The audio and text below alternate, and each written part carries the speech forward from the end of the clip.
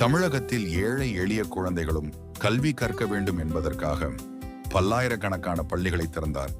பசியால் கல்வி தடைபடக்கூடாது என பள்ளிகளில் மதிய உணவு திட்டத்தை அறிமுகம் செய்து புரட்சி படைத்தார். 9 ஆண்டுகள் முதலமைச்சராக இருந்தும் இறுதி வரை வாடகை வீட்டிலும் எளிமையான தூய ஆடையிலும் வாழ்ந்த மாமனிதர். நெய்வேலி நிலக்கரி நிறுவனம், பெரம்பூர் ரயில் பெட்டி தொழிற்சாலை போன்ற பொதுத்துறை நிறுவனங்களை அமைத்து தொழில் புரட்சி செய்தார். வைகை, சாத்தனூர் போன்ற பல அணைகளை கட்டி விவசாயம் செழிக்கவும் நீர் பற்றாக்குறையை போக்கவும் வழிவகுத்தார்.